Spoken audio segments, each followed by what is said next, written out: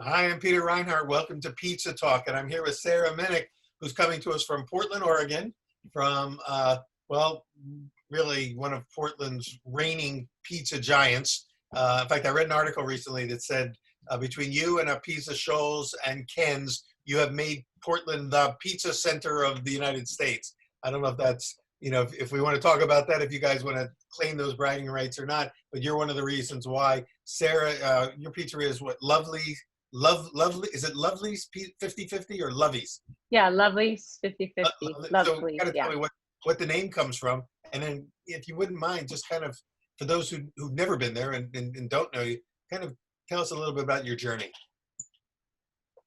Yeah, so let's see, Lovely's 50/50. The name comes from the 50/50 is half ice cream, half pizza. But Oh, really, it's mostly pizza. But we but I do know that you have sell some a good amazing amount ice of ice cream. cream. I've heard that the ice cream is pretty amazing, so I see where the Yeah. other 50 comes from. I I would just be ate some last night. I never really eat it, but my son was like, "Go get ice cream." So we went down there and picked up a couple pints and brought it back. I was like, "This is pretty good." Okay. But Well, anyway, we're gonna circle back to ice cream in a bit because if okay. I was at the restaurant, I would be definitely scarfing it down. But I want to find out more about it. But yeah, let's hear more about how it all came to be. I know it's at least 10 years old now. Yeah, it's 10 plus years old. It The name is from, so let's see, my sister and I have owned a restaurant in Portland for over 15 years. And the first 5 years we had a restaurant that was just more of a typical model. It was appetizers, entrees, desserts, sit down. It wasn't fancy, but it was maybe what people consider to be special occasion for like a birthday or something or anniversary. I heard that a lot. People would say, "This is our favorite restaurant. We come here once a year on our birthday." And I was just like, I think I want like better odds. Like Right. I like that. That's really nice. But especially around the year 2000 when we started to have the economic downturn, my sister and I were like, and we started to have kids.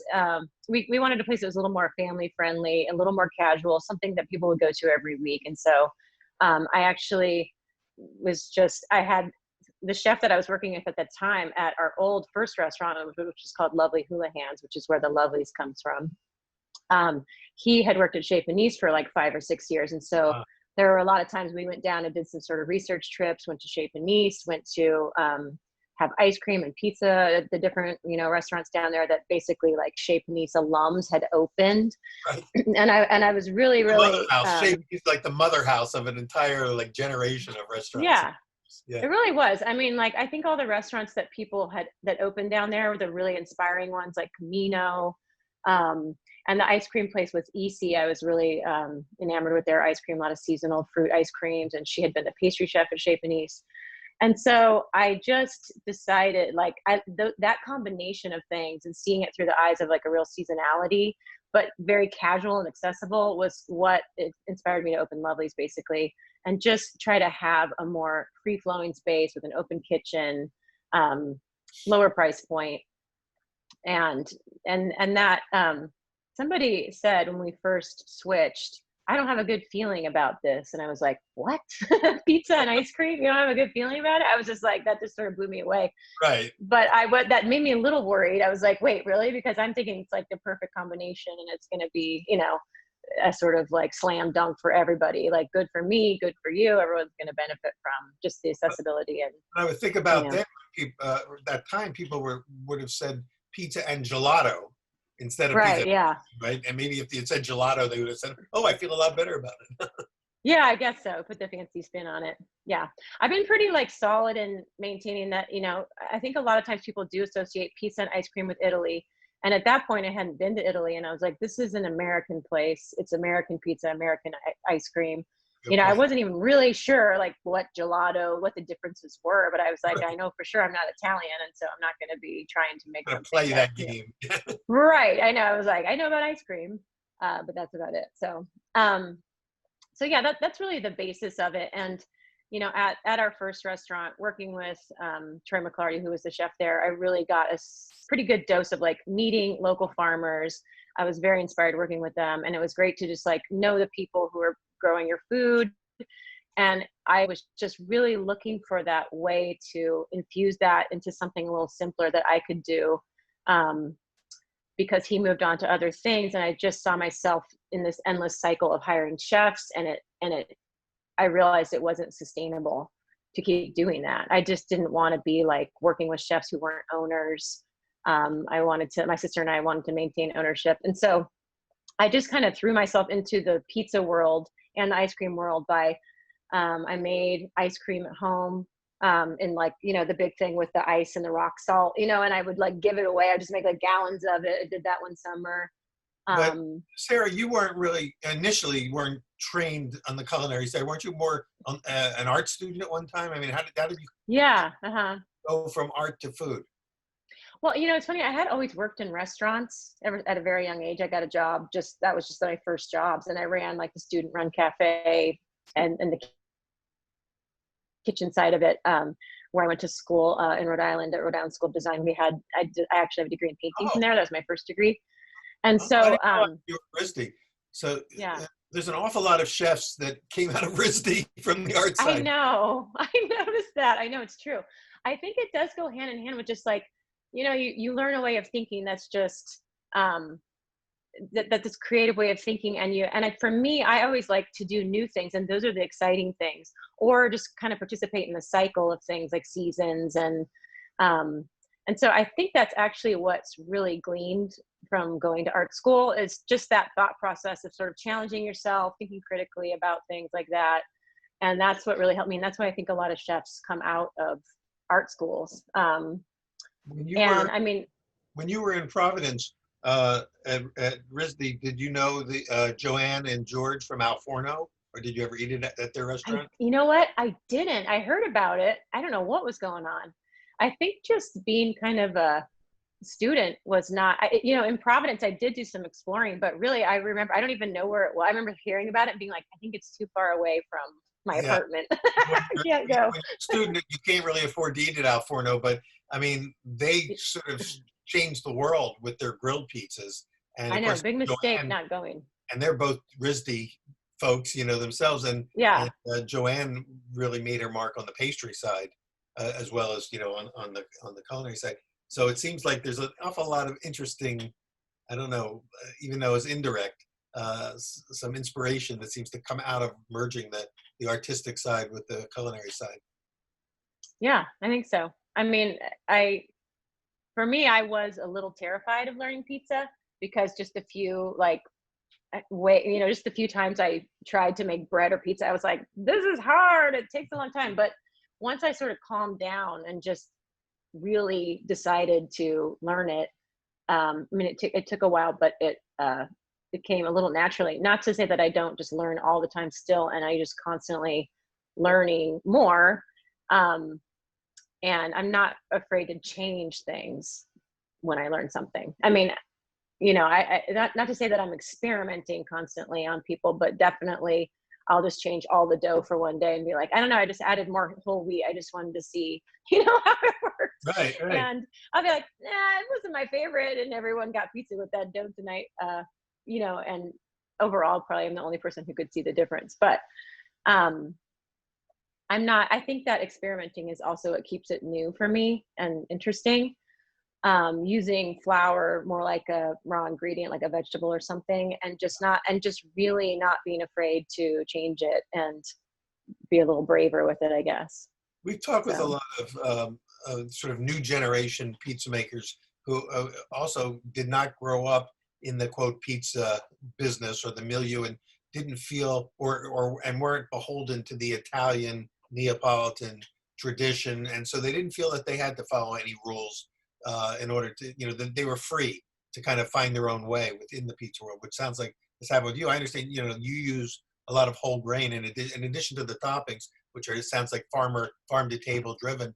But your dough is also pretty high in whole grain influence too, right? yeah, it's at 40%. It has been for a couple of years. That's a pretty significant amount, really, for a pizza. Yeah, it's pretty big. I keep thinking like, I don't know why we don't have 50%, because that would make sense, 50-50, or why we're not 100%, and so I'll experiment, and then I'll be like, there's a reason we're at 40%. It's perfect. Like, I'm like, Your don't next restaurant overthink can it. be called Lovely's 40-60. Right. Yeah, good idea. New idea for a restaurant name. And the pizzas are cooked in a wood-fired oven, right? They're kind of in You know, that we did style. have we had a wood-fired oven for the first 10 years, and I just changed to a Pizza Master. Really? See, everyone's Yeah. seems to be jumping on that Pizza Master bandwagon. Do you really Oh like? man. Yeah. I mean, I'm just gonna say that we had a wood oven for that long, and it was really challenging and interesting to learn how to cook with it. And so when the pandemic hit, we were sort of faced with we've just been doing to go pizzas now, and the volume has really skyrocketed. We were doing about 140 pizzas in about 3.5 hours, which for me is a lot, and we used to do maybe 100 to 120 in 5 hours. Yeah. And so we had a lot more deck recoup time and just time to keep the fire, to manage the fire, which took a lot of time. But once and I have wanted to switch for years now, just because I wanted a more consistent bake. I didn't want to sit there and have my little wood, my big wood, my thing. And I was like, the oak, the alder. It's like I kind of just drove myself insane with that. And I mean, because you have to in order to get Yeah. kind of more of a bread baker's approach to pizza to get the temperatures you need. And you're sitting there with a gun, and it caused me so much anxiety. It was like all I did was think about it, and so I wanted to switch. I was worried, I was scared to switch too, just because I think there's a lot of romance around wood. It is a beautiful way to cook. It looks beautiful in the restaurant. It's very cozy and warm to go into a restaurant and light a big fire and roast all your vegetables. I mean, I loved it in that way. But switching to the Pizza Master has been a 100% game changer, and it has helped me get over the trauma Yeah. of trying to maintain deck heat. Yeah. And especially when we were switched to the high volume for the last 4 months. For the first 2 months, we did it with the wood oven. I mean, it Did was painful. It was you painful. have to make any changes either in the formula or the baking times using the? Is it gas I or was electric driven? The It's electric. Yeah, it's electric. electric. I was ready to, because I've used the Breville, and I've used Pizza Master at Pizza Expo and different places like that. And I thought maybe I would need to maybe add some malted flour, some malt, just to kind of help with the browning, or I wasn't exactly sure. But no, I didn't have to make a single change. They definitely cook longer, but that's what I've always wanted them to do. I mean, I've always been like, so now I have 3 decks. We can fire 9 pizzas at a time, and they take about 8 to 10 minutes. And I think in the wood oven, we never could let them be in there that long, No, because just I would whatever, live I would fire, dry them out, burn them. Yeah. small, So you know. what are you baking at, about 600, 550, Yeah, 590. 590? Yeah, Yeah. So it is. been It's pretty great. well, Brian Spangler, who you know from a piece of Shoals, who's a big fan of Lovely's. I mean, he's the one who said you've got to get Sarah on the show. Um, he's one of my favorite quotes from Brian is when people used to ask him way back in the beginning when he was not using wood fire and everybody else was doing wood, and they said, "Why aren't you doing wood fire?" And he says, I believe it's the quality of the heat, not the source of the heat. It's the quality of the BTUs," he said, "that makes the difference." And so he just decided not to go that way. And while I think you're right, there's a huge reason to stay with wood and do wood, especially in at this time when wood fire is so hot and there's romance and everything else. From a functional standpoint, you need a deck that can put out a lot of pizzas, and you need to be able to maintain temperature and everything else. It seems like there's a move back towards deck ovens. And Yeah, I mean, people have a real romance around the fire stuff. I don't. but Just like I you've have a chopped little enough backward. wood to have paid your dues on the wood chopping. Definitely not. And I have a little back oven, backyard wood oven, just one of those little Stadler made ovens. And I'm almost over the trauma to be able to use that again. Like I still have my I little, still I have have, my little it's a Primavera, a Forno Bravo single pizza oven. I can do one pizza at a time in it, and I fire it sounds up good. times during the summer, and I love cooking other things in it besides pizza. Oh, me too. But Yeah, yeah. so it is fun, and when you have people over, you love to fire up the wood. But if I had to do that and crank out 100 pizzas a night or 200 pizzas a night, I No. think you sort of at some point, hit the wall. On the other hand, I'm sure it's great training, for young folks coming up to learn how to master the WFO ovens, and be able to, I don't know, learn how to I'm cook. sorry, I think you cut out a little bit. Yeah, well, this is the Zoom world that we live in. Yeah. We get a lot. So we just plow through it. But anyway, so Okay, it yeah. sounds like you've had in your own curve, so to speak. You've gone through the wood fire thing, and now have an oven that you love, and is giving you volume and consistency without any trade off in quality. Yeah, I don't have to think about that part of it as much. And I definitely do. We tinker with the temperatures all night just because I think that's one thing you really learn from cooking in the wood is it's like you have to tinker. When I was first working with Breville, they were like, you don't have to turn the pizza, just leave it in there. It has all this stuff to like cook. And I was like, I mean, no pizza maker is not going to turn the pizza. I was just like, it's just, we have to. It's going to happen. You could say that, but like, I'm I find that unfortunately with not going to be able to do that. I have to turn it anyway because Yeah, like, it's too dark in the back. If I don't turn it. yeah. Their Oh, big thing is it's supposed to be so it's supposed to work in this magical way that you think, and it might, but I'll probably never know because I won't leave one in there without turning it. I'm not going to risk that one. I'm not going to sacrifice. Like, can't. It's just. Find out. Well, before we run out of time on this segment, and I know you're going to do a little show and tell in our next segment, but I did want to ask you if you could talk a little bit about just sort of your philosophy of ingredients, having kind of been influenced by the Chez Panisse, vision, which really was the start of the farm to table movement in America. It sounds like you do a lot of work with local growers, farmers, and then you're constantly changing up your pizzas too. Yeah, I mean, I think that once I figured out the real connection of knowing farmers and grain growers, farmers, it was really something I couldn't do without. And just the excitement of printing a menu every day and having farmers bring you stuff that you might not even know is coming and just working with it. At first, I think people think it's a little challenging, especially if you hire people who work in other kitchens that have more consistency and stuff like that. But for me, it just it automatically made sense. And I find that to be the really fun and fulfilling part of it. And also just the quality of ingredients is so much better. I mean, I think at Lovely's we've used straight farm produce all year round. We live in a temperate climate in Oregon, but for 8 years, and so I haven't seen pretty much any old produce coming from California or Mexico or wherever it's coming. And because in the first years when we had to sort of supplement in the winter, that stuff would show up and I'd be like, what is this? I'd be like, this stuff looks terrible.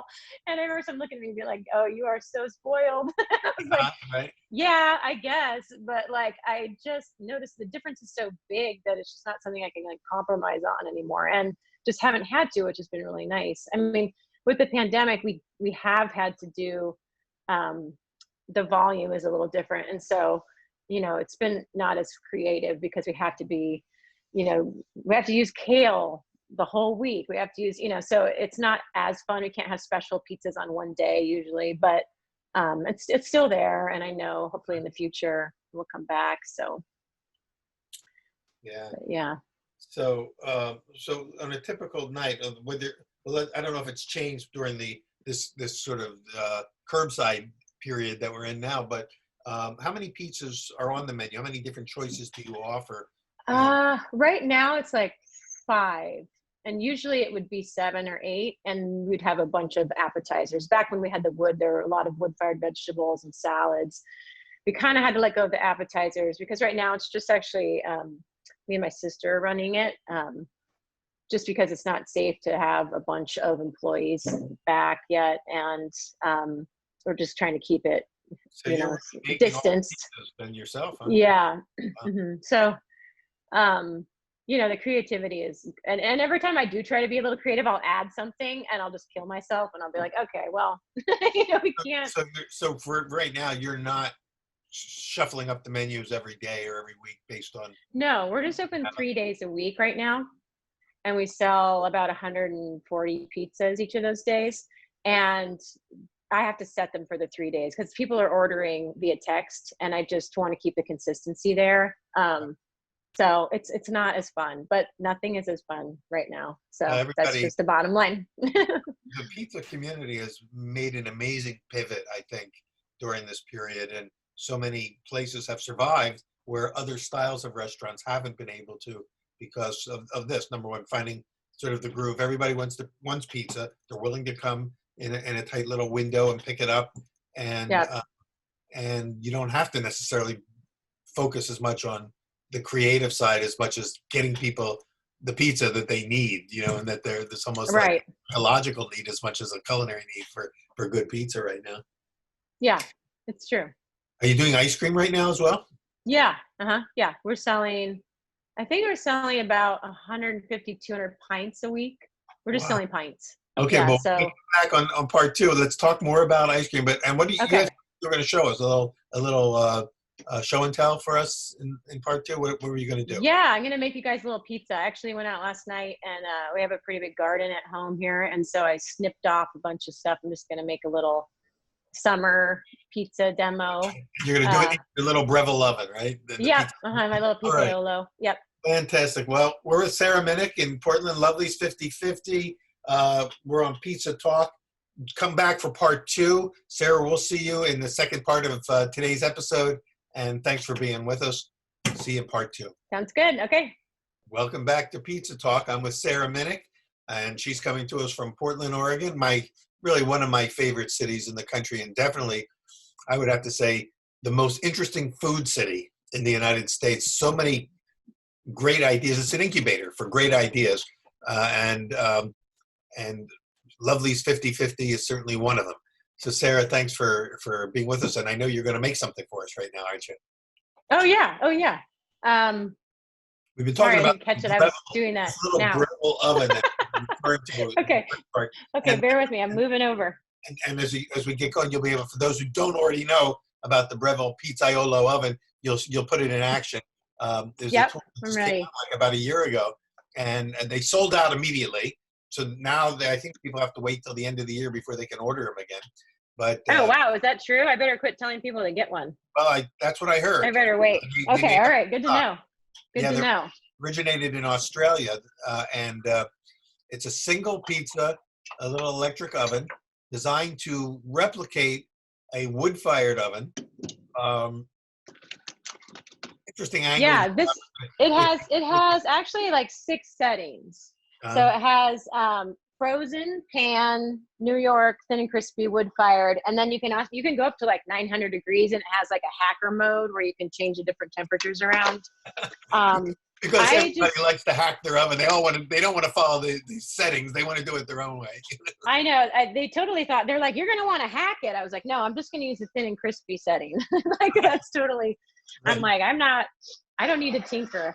I use it for my deep pan pizzas. I do like a Detroit style, but it's a round pan. It came with it, and it makes a perfect. I set it at, I think it has a setting, and it's somewhere around 475 to 500 degrees, and in about 16 minutes, it bakes a perfect deep pan pizza. Yeah, this thing is really great. I work for Breville sometimes, but like beyond that, this thing is amazing. It heats up in about 15 minutes. The first time I worked on it and used it, I had it at work, and I just like took a pizza. I was working and I plugged it in the back, and I just like took a pizza and put it in there. And I was like, just expecting, I don't know, I've used a few different little ovens and just expecting like, yeah, I'm sure it'll be fine. But it actually just looked exactly like the ones we were doing in the wood fired oven. And I was just like, wow, okay, I get it now. It's like, that's it's impressive. actually going to work. In that moment, they had you in the palm of their hand. Oh yeah, I was pretty happy about it. I was like, okay, good. I can really, really work with this. Okay, hold on one second. So you're going to make a pizza using your dough. Is this the same dough you use at Lovely's? Yeah, it is. Yeah. So we know. So I'll just show you my method here. Okay.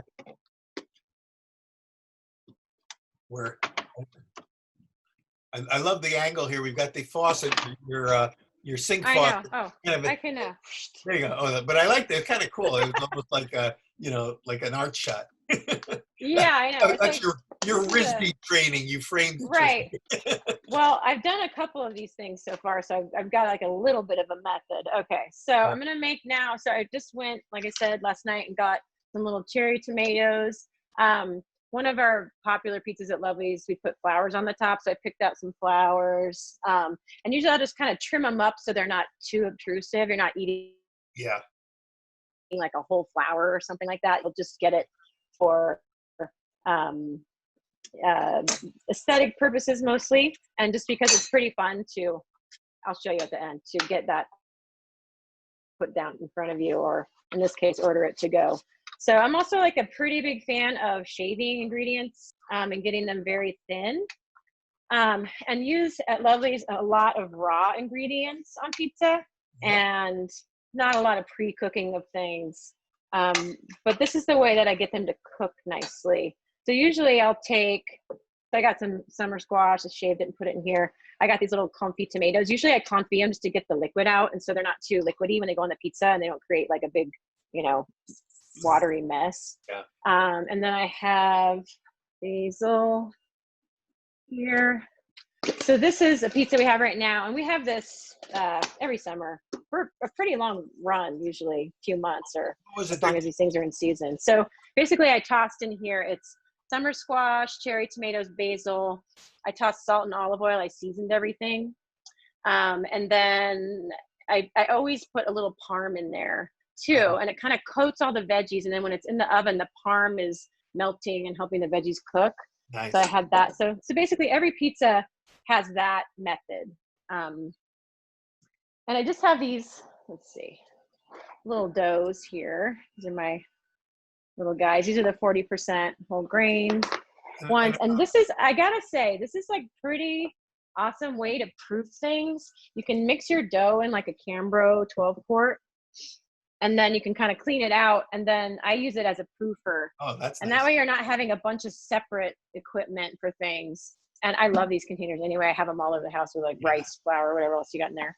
And I can usually proof. These are 250 gram dough balls. Lovely's we use 400. So these are a little smaller. I make them a little smaller for the Breville just because the deck is a little bit smaller.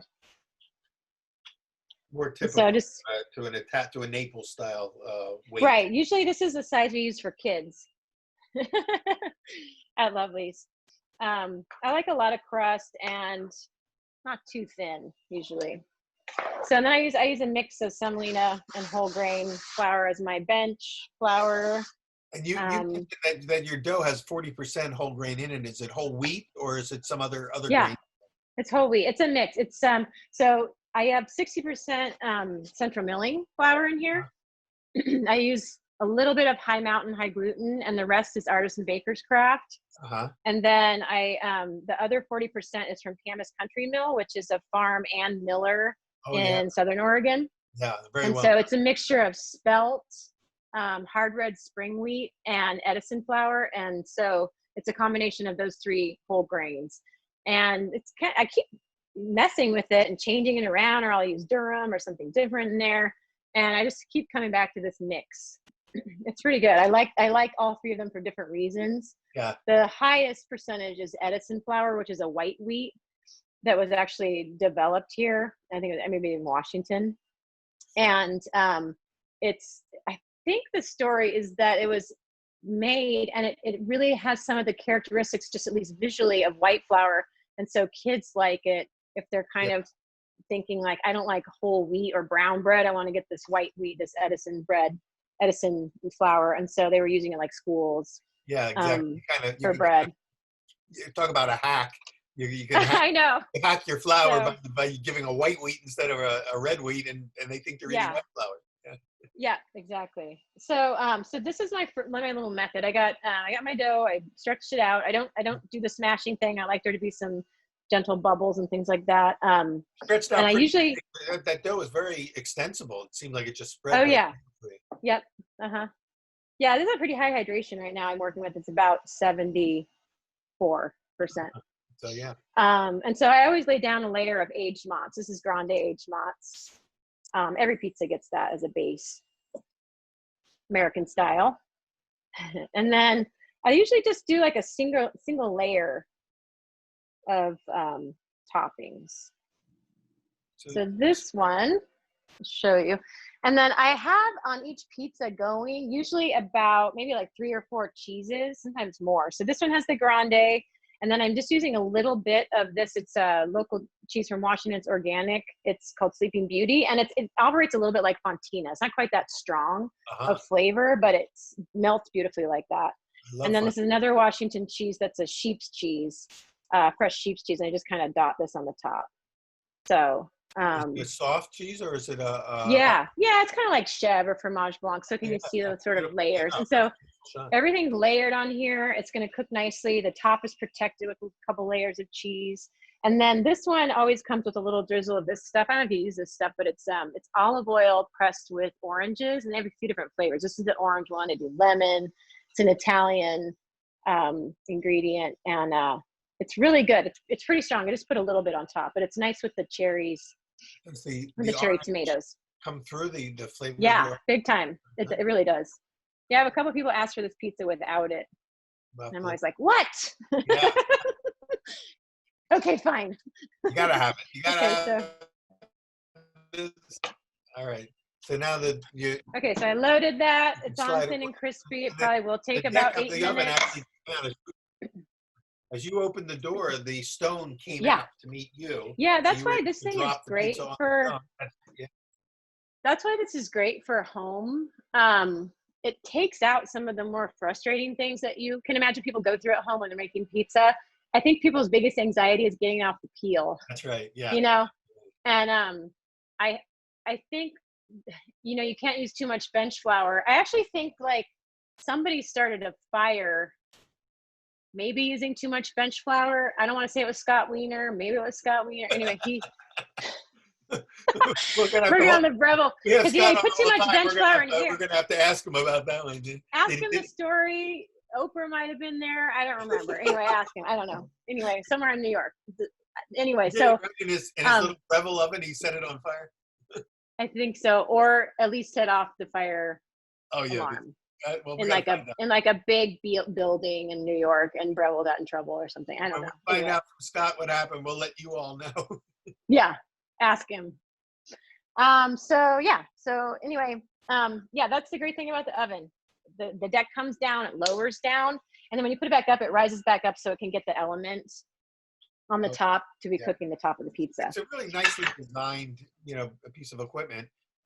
It's awesome. I mean, you can touch We're it. giving them a lot of It's shout like, outs. They're not one of our sponsors or anything, but they have been. It was kind of a breakthrough tool, and I don't think anyone has copied them yet, or done anything quite the same as what they've got there.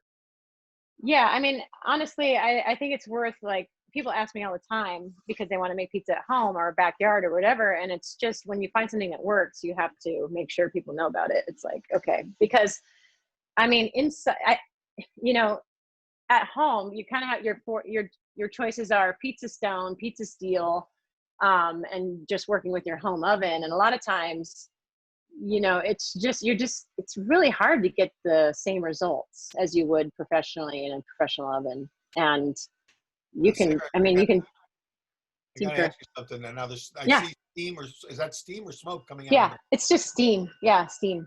So we're not in the It's Scott just Wiener because of mode, the tomatoes. No, no, no. I'm not doing a Scott Wiener fire in here. that's normal for that to be venting a little bit of steam or smoke. Yeah. Yep. Yeah, it's fine. And Yeah. and what do you have it set for? What, for a Neapolitan style pizza? How long is This the bake? is thin and crispy. I'm Thin and using thin and crispy. So Yeah. what's it, about a 3 to 4 minute bake? No, I'm going to be longer.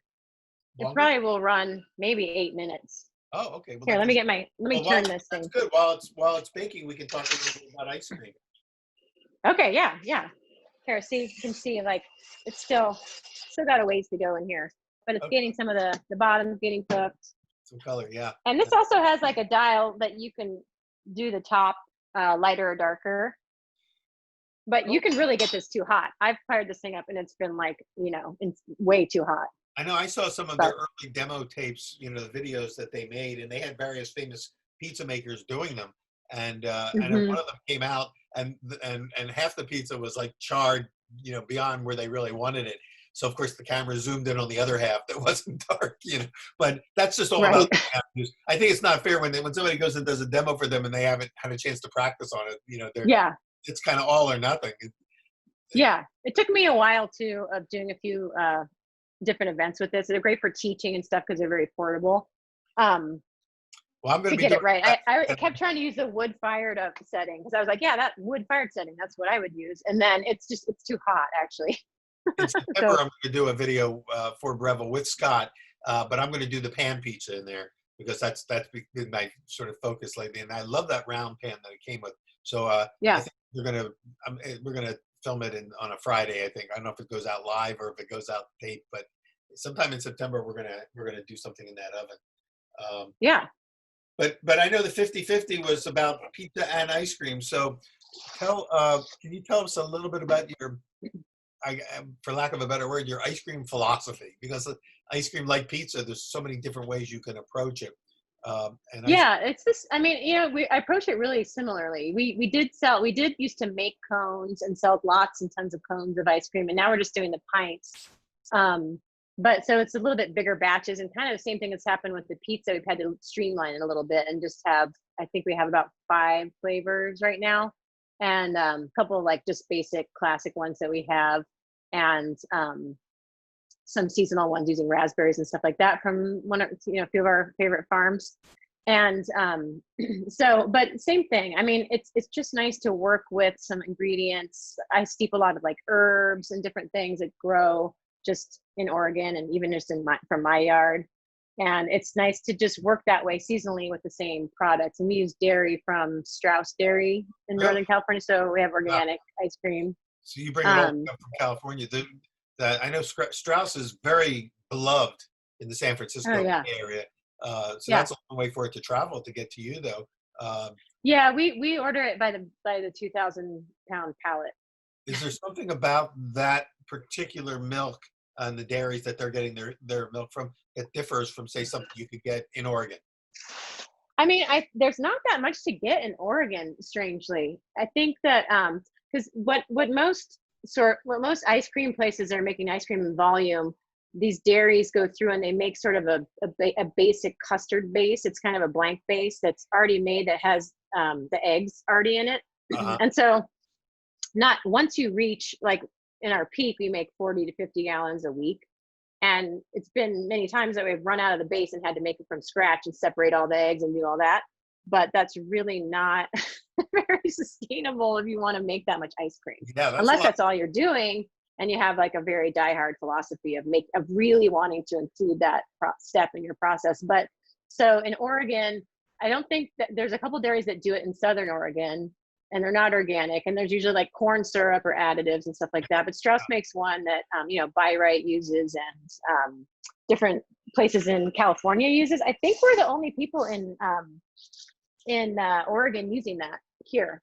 Well, years ago, Um, we did an episode of Pizza Quest when we were out on the road filming, and we went to the Byright Creamery in San Francisco in the Mission District, and they just started giving me like spoons to taste all the different flavors, and it yeah. was I couldn't stop. It was like Oh yeah. they kept saying, "You want another one?" I said, "Of course I want another one." The flavors were unique and They're original.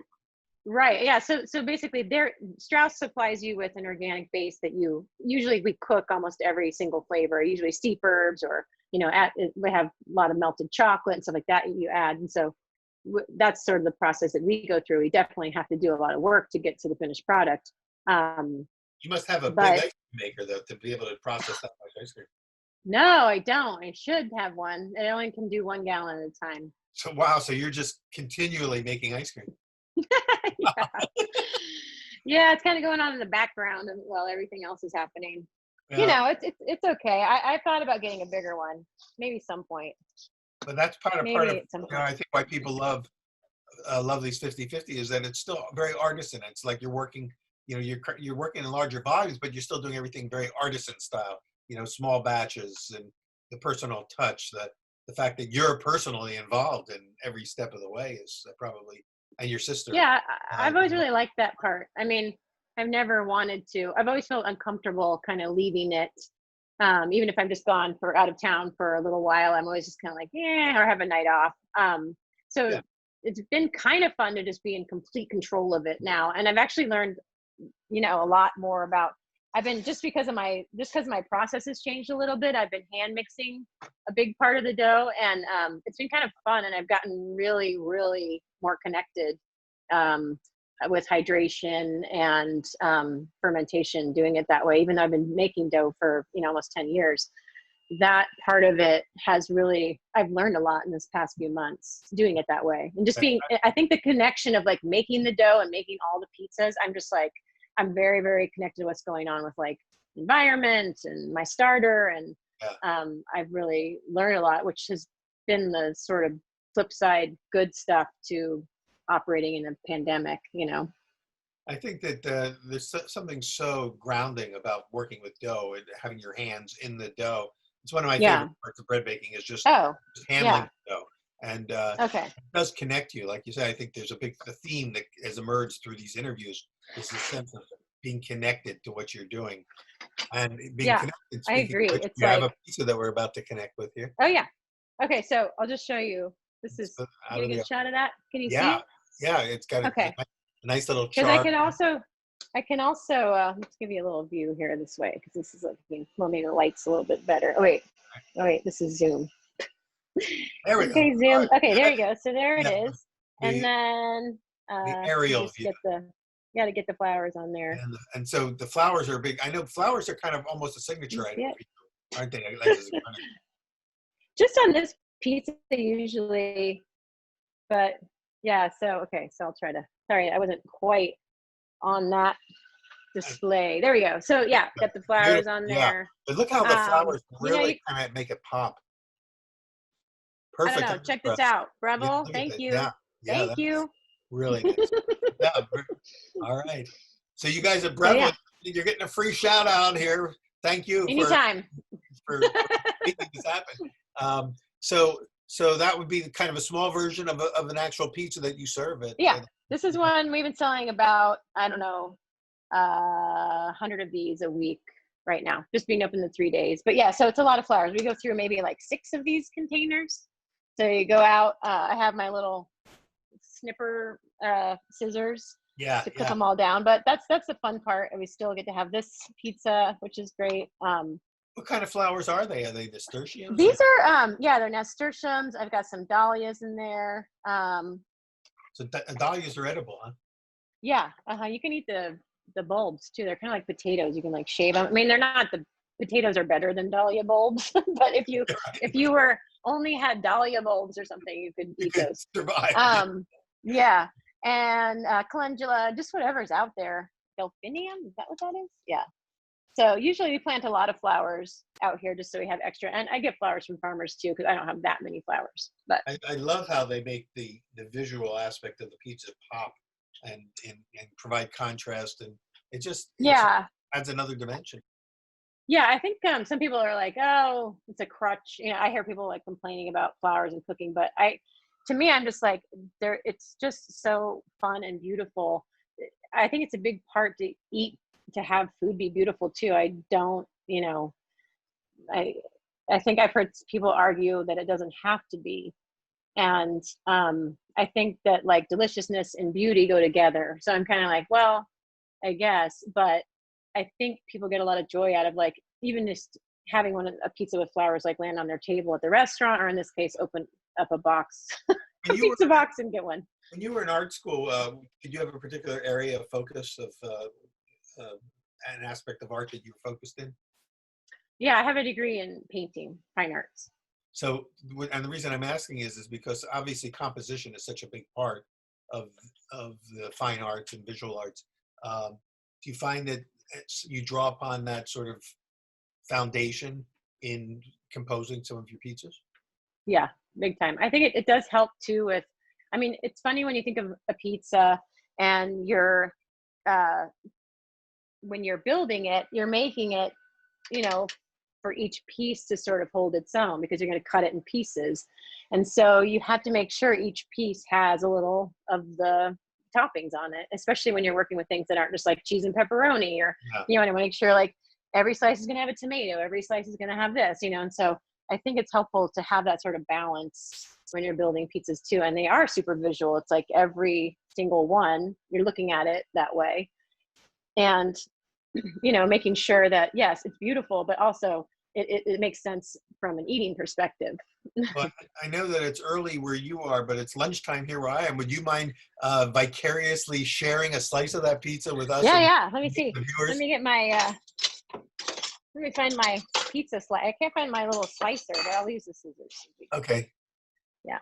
As we say, enough talk, time for the eating. This is such a cute little pizza. It's just a little, It it's is. just a little It's baby sweet. pizza. I have to say the proof was a little bit short just because I balled it up, so Yeah. I didn't get quite the spring, but you can see, yeah, it's a little light on spring, but oh well, still gonna be great. And now, how old are your kids? I have a 15-year-old daughter, and my son is 9. So, So there's a little slice for you.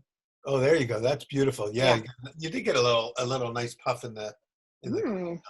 Usually I go bigger for the puff, but but still, can't be picky at 9:30 in the morning. exactly. I don't get up that early, but yeah, But the kids it's must, great. I mean, never get tired of having pizza. no, they don't. I don't think any of us do. We're just like, actually, that's what this is great for too. Is usually I'll bring home dough on Sunday if I had some extra from Saturday at work, and they're all getting pretty good at stretching out their pizza. So I have 2 nephews who are 9 and 10, and my Yeah. son's 9, and they're like pretty into it and like getting pretty good at it because it's hard, it's tricky, it's intimidating, and especially if you try it once and something gets stuck on Yeah. the peel, you're kind of just like, and disaster happens, and you just don't really want to do it again. They're traumatized. But yeah, totally traumatizing. I know. Yeah. Well, Sarah, thank you so much for not only sharing your story, but your pizza with us today. Would you mind just another little tilt of that pizza so we can see the top and how beautiful it is? Because I'd love to There's a leave. bite out, but I'd yes. love to leave today with that art shot, so to speak, There the you beauty go. shot. And who knows, maybe this could be one of the pizzas that we feature in our new book, in the pizza Oh quest yeah, sure. coming Happy up. to help with that. Here, Because there's a slice, a floury slice. that is gorgeous. Yeah. Well, thank you so much, and congratulations on all your success. And Thanks, and Peter. for pivoting so well. As I'm sure all of you in Portland have some sort of a culinary community and communication with each other, and I know you're all pulling together to get through this. And thanks for being a big part of the Portland story, as well as the pizza story. So we're Yeah. happy to Thanks join for having me. So, and thank you all for joining us on Pizza Talk. We're with Sarah Minnick. Lovely's 50/50. When you're in Portland, you've got to go check it out. There's, as we've been hearing, Portland is becoming, really one of the pizza epicenters of not only this country, perhaps of the world, because there's so much, not only great pizza, but very creative work being done there. Again, thanks, Sarah. And we'll see all of Thanks, you on the Peter. next Take episode of care. Pizza Talk. Thanks. Okay. All right. Bye.